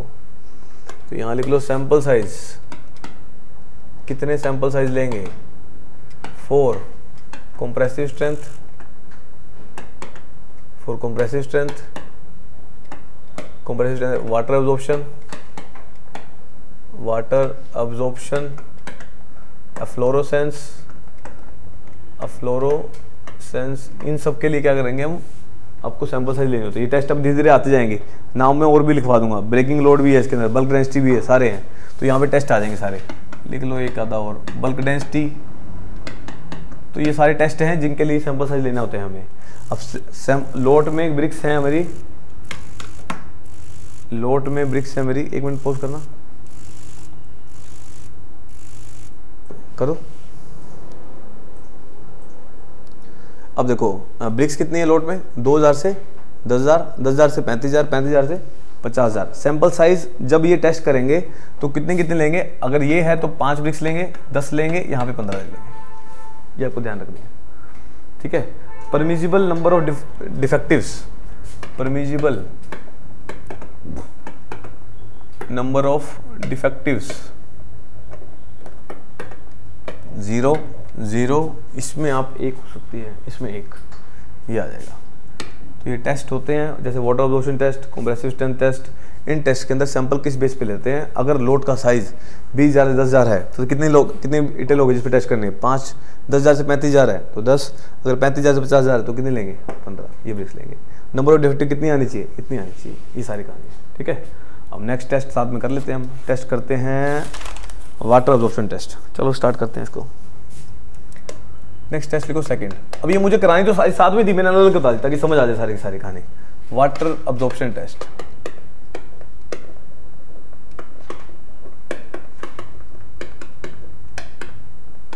वाटर एब्जॉर्प्शन टेस्ट देखो इसके बारे में। Absorption of water into the bricks,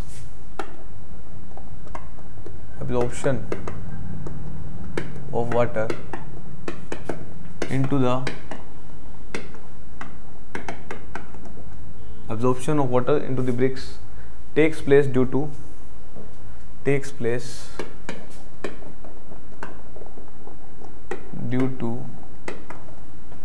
absorption of water into the bricks takes place due to existence of minute pores,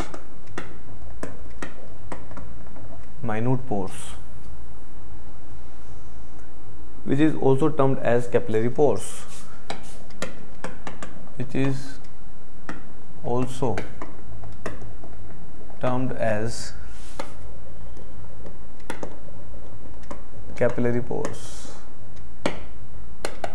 Second,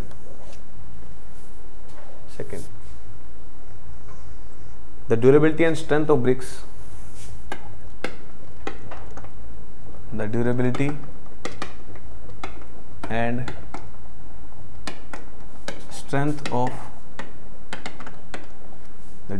and strength of bricks is affected by absorption of water. affected आएगा, ई लिखूं या ए लिखूं, is affected, चलो ये लिख लो कोई बात नहीं, is affected by the durability and strength of bricks is affected by absorption of water in it,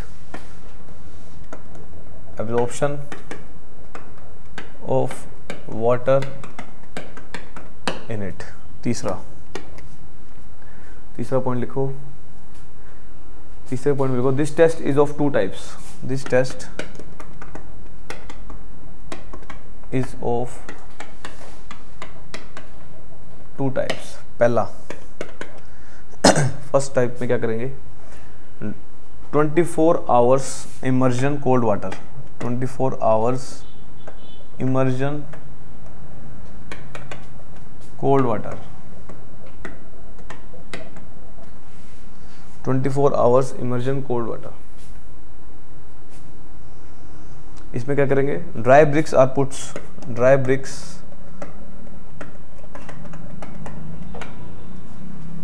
are put in an oven at a temperature of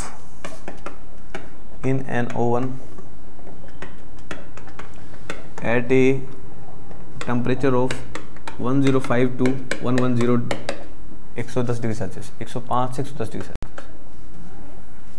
105 से 110 डिग्री सेल्सियस, 105 से 115 है यार, 115 कर लो, 105 से 115 डिग्री सेल्सियस, 105 से 115 डिग्री सेल्सियस, ठीक है। Next, and weight of bricks are recorded, and weight of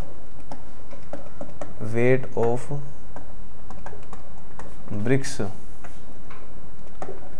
are recorded. Weight of bricks are recorded. After cooling at room temperature. After cooling at room temperature. After cooling at room temperature. हो गया। Next, इसी में लिखो the bricks are immersed, इसी का second point है, the bricks are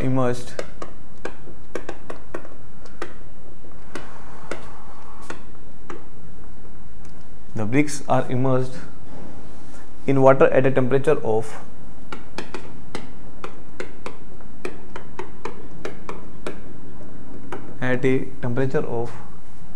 27 plus minus 2 degree Celsius.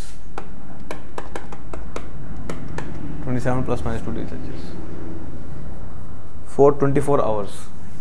For 24 hours and again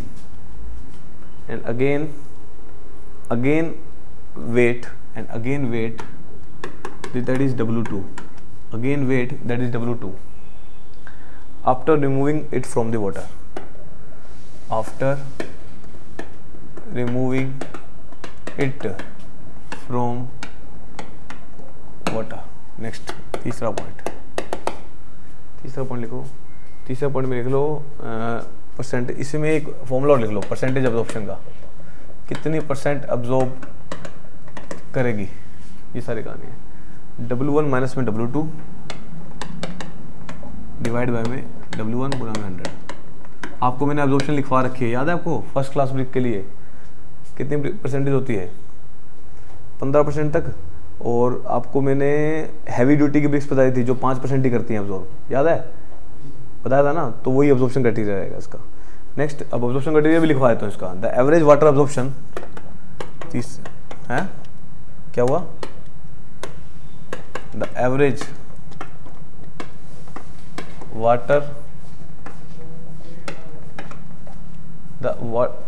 water absorption shall not be more than 20%. Shall not be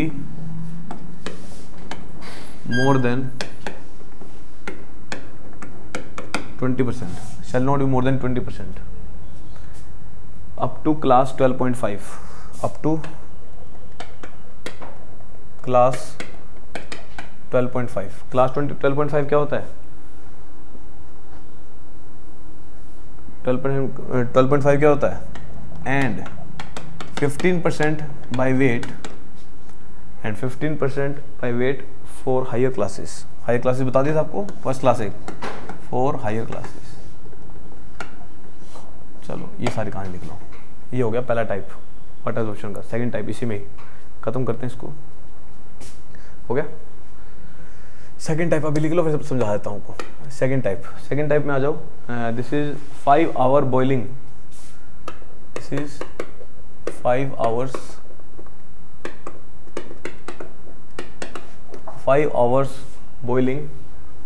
boiling water test, 5 hours boiling water,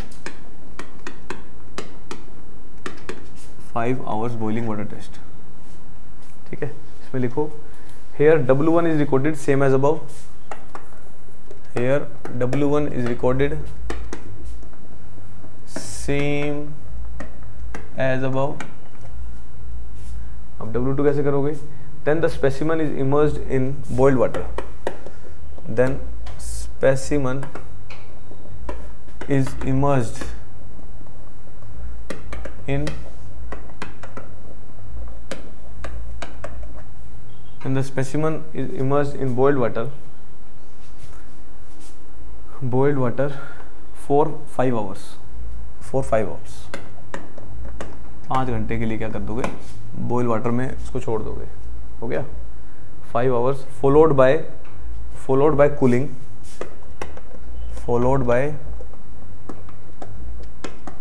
cooling for next 16 to 19 hours. Followed by cooling for next 16 to 19 hours at a temperature of 27 plus minus 2 degree Celsius. हाँ, followed by. हाँ, उसके बाद में followed मतलब उसको follow करेगा, उसका cooling करेंगे. हो गया? Next and weight is noted, that is W2 and weight is noted, that is W3 and weight is noted, that is W3. Absorption निकालो, percentage absorption that is W3 minus में W1 divide by में W1 गुना में 100. ये लिख लो, percentage कटेगा. चलो, ये सारी कहानी है, चेक करते हैं इसको. हो गया? चलो टेस्ट देखो. अब मैंने क्या बताया? मैंने बताया अब टेस्ट करना है आपको वाटर एब्जॉर्प्शन टेस्ट. उसके लिए टेबल लिखवा दी मैंने, कितने सैंपल लेना है वो सारी कहानी बता दी. अब सैंपल के बाद आपको एब्जॉर्प्शन देखना है, ब्रिक्स की एब्जॉर्प्शन कितनी होगी. अब absorption of water into the bricks takes place due to the existence of minute pores. जो पोर्स हैं वो पानी लेंगे, उस पोर्स को क्या बोलते हैं? कैपिलरी पोर्स भी बोलते हैं. नेक्स्ट बताया जो इसकी ड्यूरेबिलिटी या स्ट्रेंथ है वो इफेक्ट होती है किससे? एब्जॉर्प्शन से. अगर ज़्यादा एब्जॉर्ब कर जाएगा तो थर्ड क्लास में आ जाएगी, और कम एब्जॉर्ब कर रहा है तो फर्स्ट क्लास में आ जाएगी. तो हैवी ड्यूटी की सबसे कम एब्जॉर्ब कर रहा है तो हैवी ड्यूटी में आ जाएगी. तो वो सारी कहानी बता देती है, उसकी ड्यूरेबिलिटी और स्ट्रेंथ उस पर डिपेंड करेगी. अब आपको याद है हैवी ड्यूटी की कितनी स्ट्रेंथ होती है? हैवी ड्यूटी ब्रिक्स की कितनी स्ट्रेंथ होती है? 40 न्यूटन पर एम स्क्वायर तक ले जाती है. याद है आपको? मैंने आपको क्लासेस भी लिखवाई थी, क्लास 12.5, क्लास 15, ये सब की उतनी ही स्ट्रेंथ होती है. ये सारी कहानी आपको बता दी थी. नेक्स्ट बताया दिस टेस्ट. अब कहते हैं ये जो ब्रिक्स का टेस्ट है वो 2 तरीके से होगा. या तो आप कैसा करो, 24 घंटे के लिए ठंडे पानी में उसको छोड़ दो. अब 24 घंटे के लिए पानी में कैसे छोड़ें? सबसे पहले क्या करोगे? उसको ड्राई करोगे ब्रिक्स को. फिर क्या करोगे? पुट इन, उसको क्या करोगे? ओवन में प्लेस करोगे. कितने टेम्परेचर पे? 105 से 115 डिग्री सेल्सियस पे, और वेट कर दोगे. ब्रिक्स को क्या कर दोगे? नोट कर लोगे. उस ब्रिक को जब नोट किया आफ्टर कूलिंग एट ए रूम टेम्परेचर, उसको क्या करेंगे? वेट को नोट कर लिया, यहाँ पे नोट कर लिया. उसका क्या करोगे? After cooling at room temperature, ठंडा करने के बाद. नेक्स्ट उसको ब्रिक्स को क्या करोगे? ये कहाँ आ गया? उस ब्रिक्स को क्या करोगे? इमर्स करेंगे वाटर के अंदर एट ए टेम्परेचर कितना? 27 प्लस माइनस 2 डिग्री सेल्सियस. अब वो कितनी देर के लिए? 24 घंटे के लिए. अगेन दोबारा वेट नोट करोगे, कितना आ गया? W2. दोनों के क्या निकाल दोगे? एब्जॉर्प्शन निकाल लोगे. उसको निकालने के बाद एब्जॉर्प्शन निकाल लोगे. अब ये एब्जॉर्प्शन क्या होनी चाहिए? 20% कम से कम एवरेज जो एब्जॉर्प्शन आएगी, जैसे आपने 3 बार टेस्ट किया, उसका एवरेज ले लिया, उसकी जो एब्जॉर्प्शन है वो 20% से ज़्यादा नहीं होनी चाहिए. 20% से ज़्यादा नहीं होनी चाहिए. किसके लिए? क्लास 12.5. 12.5 मतलब अगर 12.5 न्यूटन पर एम स्क्वायर आपको स्ट्रेंथ चाहिए तो इससे ज़्यादा नहीं होनी चाहिए. अगर आपको क्लास ए चाहिए तो 15% से ज़्यादा नहीं होनी चाहिए. ये सारी कहानी है. ठीक है? नेक्स्ट बताया. अब वही कहानी जब पहले अपन ने की थी. पहले W1 कैसे नोट किया था? W1 कैसे नोट किया? ड्राई ब्रिक्स कर ली थी ओवन में, इतने टेम्परेचर पे उसको क्या कर दिया था? हीट कर दिया था. उसके बाद उसको कूल करने के बाद उसका वेट नोट कर लिया था. ऐसी ही कहानी क्या करोगे? ओवन में उसको हीट करोगे, उसके बाद उसको कूल करने के बाद उसका वेट नोट कर लोगे. W1 नोट कर लिया. अब क्या करना है? वहां पे क्या कर रहे थे? 27 plus minus 2 degree Celsius temperature पे कर रहे थे. बट यहाँ पे क्या करना है आपको? बॉइल्ड वाटर में उसको क्या करना है? 5 घंटे के लिए उसको छोड़ देना है. उसके बाद क्या करोगे? उसके बाद कूलिंग करोगे 16 से 19 घंटे के लिए. और टेम्परेचर कितना? 27 प्लस माइनस 2 डिग्री सेल्सियस. और वेट नोट कर लोगे W3. यहाँ से कितनी एब्जॉर्प्शन आ रही है ये क्वांटिटी देख लेंगे. तो 2 तरीके हैं, दोनों को अपन नोट कर सकते हैं. ये सारी कहानी है वाटर एब्जॉर्प्शन टेस्ट की. तो आप क्या आएगा? ये मेंशन आपको बोल देगा वाटर एब्जॉर्प्शन टेस्ट मेंशन करो, तो ऐसे मेंशन करना है सारा का सारा. समझ गए बात? चलो नेक्स्ट टेस्ट लिखो. Next test is toughness test. Toughness, hardness, soundness. चलो 2-3 और करवाता हूँ. ठीक है, खत्म करते हैं. Next is toughness test. वैसे तो है 10 टेस्ट, 9 या 10 टेस्ट है. Toughness test. Toughness test. अब 2 लाइन लिखनी है, खत्म करते हैं इसको. The brick must not break the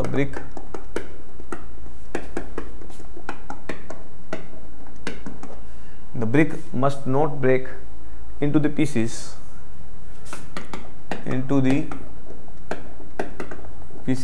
when the brick must not break in the pieces when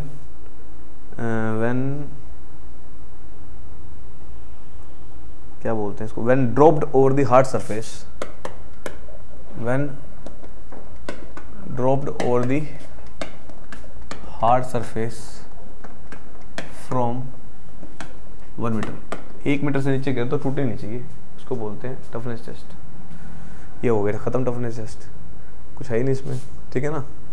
next is, कितने हो गए, 3 टेस्ट हो गए। चौथा टेस्ट है hardness test. Hardness test, the brick must not show any sign of cracks, the brick must not show any sign of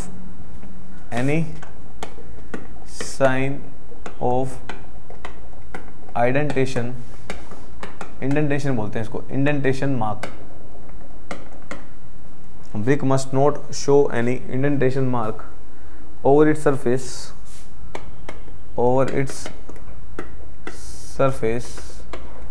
when it scratched from nails से scratch करोगे कोई भी मार्क नहीं आना चाहिए, इससे पता लग जाएगा। अगर मार्क आ रहा है तो हार्ड नहीं है, अगर नहीं आ रहा तो क्या है, हार्ड है।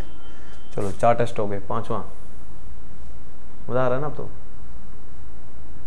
5वां टेस्ट ये लिख दूं, वो भी इतना ही है। 5वां test is soundness test. The cement में साउंडनेस टेस्ट कैसा होता था, सीमेंट में वॉल्यूम ऊपर नीचे करते थे, बट यहाँ पे साउंडनेस मतलब साउंड से है, साउंड में मतलब स्टक करेंगे इसमें। चलो देखो इसमें, the brick must produce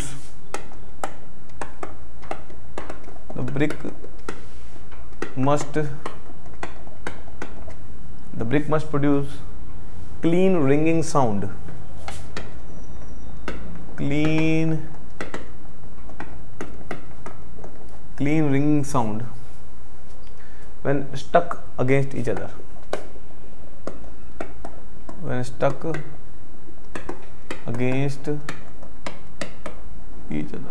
low जी 5 टेस्ट हो गया आपके।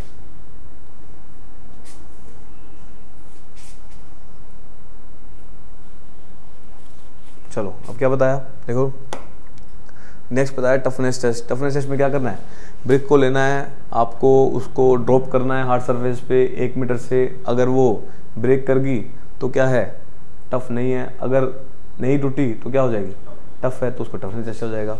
नेक्स्ट बताया हार्डनेस टेस्ट। अच्छा ये टफनेस ऐसे क्यों किया मैंने, जब भी ईंट गिरेगी नीचे तो कैसा एक्शन प्रोड्यूस होगा, इम्पैक्ट एक्शन प्रोड्यूस होगा। तो इम्पैक्ट देखते हैं उस पर, भाई ब्रिक टूट रही है कि नहीं टूट रही, तो इम्पैक्ट एक्शन प्रोड्यूस होता है। Next is hardness test. Hardness test के लिए क्या करोगे, आप उस नेल से उसको स्क्रैच करोगे। अगर स्क्रैच आ रहे हैं तो उसको हार्डनेस के रेजिस्टेंस नहीं करेगा, नहीं तो रेजिस्ट करेगा। नेक्स्ट बताया साउंडनेस। साउंडनेस से मतलब क्या है हमारा, साउंडनेस से मतलब है भाई ब्रिक की बर्निंग अच्छी तरह हुई है या नहीं हुई है। अगर ब्रिक की बर्निंग अच्छी से हुई है तो साउंड कैसी देगी, क्लीन साउंड देगी। अगर ब्रिक की बर्निंग अच्छी से नहीं हुई है तो ब्रिक कैसे देगी, वो क्लीन साउंड नहीं देगी। तो आपको कुछ नहीं करना, ब्रिक को लेना है, स्टक करना है, क्लीन साउंड आ रही है तो अच्छी बर्निंग हुई है, नहीं तो नहीं आई। तो साउंडनेस यहाँ से ये है, ये सारी कहानी। ठीक है, रोक दो उसको, आज नहीं करते हैं।